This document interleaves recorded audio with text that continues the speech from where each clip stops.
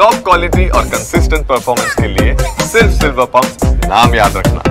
ಇನ್ನು ನಿನ್ನೆ ಬಿಡುಗಡೆಯಾದಂತಹ ಯೋಧ ಪಿಕೆ ಶಾ ಏನೆಂದರೆ ಸೊ ಇವರಿಗೆ ಪಾಕಿಸ್ತಾನ ಕಿರುಕುಳ ಕೊಟ್ಟಿದೆ ಅನ್ನುವಂಥದ್ರ ಬಗ್ಗೆ ಈಗ ಆರೋಪ ಕೇಳಿ ಬರ್ತಾ ಇದೆ. ಬಿಎಸ್ಎಫ್ ಜವಾನಿಗೆ ಪಾಕ್ ಅಧಿಕಾರಿಗಳು ನಿಂದಿಸಿದ್ದಾರೆ, ಕಿರುಕುಳ ಕೊಟ್ಟಿದ್ದಾರೆ. ಪಿಕೆ ಶಾಗೆ ನಿದ್ರೆ ಮಾಡೋದಕ್ಕೆ ಬಿಟ್ಟಿಲ್ವಂತೆ ಪಾಕ್ನ ಅಧಿಕಾರಿ.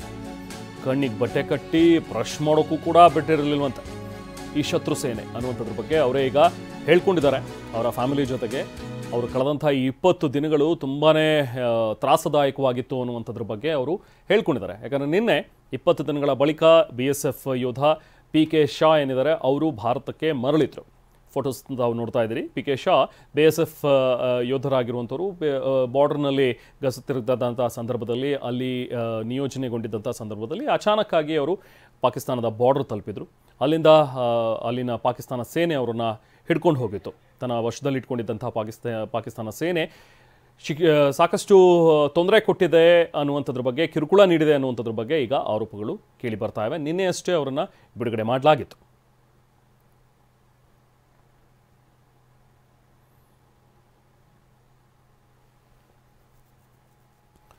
ಸೊ ನಿನ್ನೆ ಅಟಾರಿ ವಾಘಾ ಗಡಿ ಮೂಲಕ ಅವರನ್ನು ಭಾರತಕ್ಕೆ ಒಪ್ಪಿಸಲಾಯಿತು. ಭಾರತದಲ್ಲಿದ್ದಂಥ ಒಬ್ಬ ಪಾಕಿಸ್ತಾನಿ ಯೋಧನನ್ನು ಕೂಡ ನಾವು ಬಿಟ್ಟು ಕಳಿಸಿದ್ವಿ.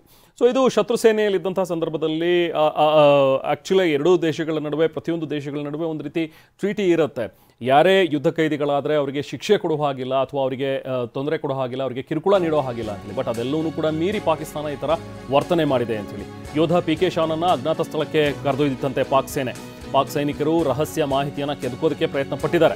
ಪಿಕೆ ಶಾನಿಂದಲೂ ಕೂಡ ಏರ್ಬೇಸ್ ಬಳಿ ಪಿಕೆ ಶಾನನ್ನು ಕೂಡ ಹಾಕಿತ್ತು ಪಾಕಿಸ್ತಾನ ಸೇನೆ ಅನ್ನುವಂಥದ್ರ ಬಗ್ಗೆಯೂ ಕೂಡ ಪಿಕೆ ಶಾ ಹೇಳ್ಕೊಂಡಿದ್ದಾರೆ. ಯೋಧ ಪಿಕೆ ಶಾರನ್ನ ಅಜ್ಞಾತ ಸ್ಥಳಕ್ಕೆ ಕರ್ಕೊಂಡು ಹೋಗಿ ಅಲ್ಲಿ ಸ್ವಲ್ಪ ವಿಚಾರಣೆ ಮಾಡುವಂಥದ್ದು. ಅಂದರೆ ಈಗ ಯಾರೇ ಈ ಥರದ ಒಂದು ಸಂದರ್ಭದಲ್ಲಿ ಈ ದೇಶದಿಂದ ಒಬ್ಬ ಯೋಧ ಅಲ್ಲಿಗೆ ಹೋಗಿ ಸಿಕ್ಕಾಕೊಳ್ತಾನೆ ಅಂತ ಹೇಳಿದ್ರೆ ಇದು ಸಹಜವಾಗಿ ನಡೆಯುವಂಥದ್ದು. ಇದನ್ನು ಎಕ್ಸ್ಪೆಕ್ಟ್ ಮಾಡ್ಬೋದು.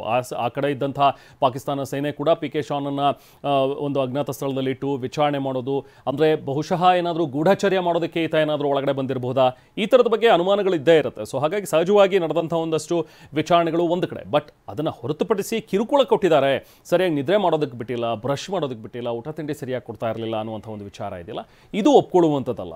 ಯಾರೇ ಯುದ್ಧ ಕೈದಿಗಳು ಯಾರೇ ಏನೇ ಇದ್ರೂ ಕೂಡ ಅಂಥವ್ರ ಜೊತೆ ವರ್ತನೆ ಮಾಡುವಂಥ ರೀತಿ ಇದಲ್ಲ. BSF ಯೋಧರ ಭದ್ರತೆ ಬಗ್ಗೆ ಮಾಹಿತಿ ಕಲೆ ಹಾಕೋದಕ್ಕೂ ಕೂಡ ಪ್ರಯತ್ನ ಪಟ್ಟಿದ್ದಾರಂತೆ.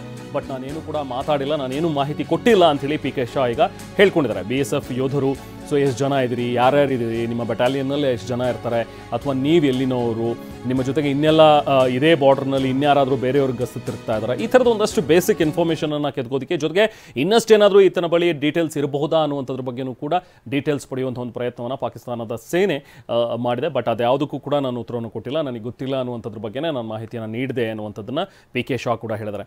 ಸೊ ಈಗ ಪಿಕೆ ಶಾ ಬಂದಿದ್ದಾರೆ, ವಾಪಸ್ ಭಾರತಕ್ಕೆ ವಾಪಸ್ ಬಂದಿದ್ದಾರೆ. ಬಟ್ ಸ್ಟಿಲ್ ಇಲ್ಲಿಂದಲೂ ಕೂಡ ಅವರನ್ನು ಒಂದಷ್ಟು ದಿನ ವಿಚಾರಣೆಗೆ ಒಳಪಡಿಸಿ, ಸೊ ಏನೇನು ಪಾಕಿಸ್ತಾನದಲ್ಲಿ ಇದ್ದಷ್ಟು ದಿನ ಏನೇನಾಯಿತು, ಅಲ್ಲಿ ನಿಮಗೇನಾದರೂ ಬೇರೆ ಥರ ಮಿಸ್ಟ್ರೀಟ್ ಆಗಿದೆಯಾ, ಅಥವಾ ಏನಾದರೂ ಇಂಜೆಕ್ಟ್ ಮಾಡಿ ಕಳಿಸಿರ್ಬೋದು, ಅಥವಾ ಬೇರೆ ಏನಾದರೂ ಅವರ ಒಳಗಡೆ ಚಿಪ್ಗಳನ್ನೇನಾದರೂ ಹಾಕಿ ಕಳಿಸಿರ್ಬೋದು, ಈ ಥರದ್ದು ಒಂದಷ್ಟು ಕಿತಾಪತಿ ಮಾಡುವಂಥ ಸಾಧ್ಯತೆಗಳಿರುತ್ತೆ. ಸೊ ಹಾಗಾಗಿ ನಮ್ಮ ಸೇನೆಯು ಕೂಡ ಅವರನ್ನು ಸುಪರ್ದಿಯಲ್ಲಿ ಇಟ್ಟು ವಿಚಾರಣೆ ಮಾಡುವಂಥ ಸಾಧ್ಯತೆಗಳಿವೆ.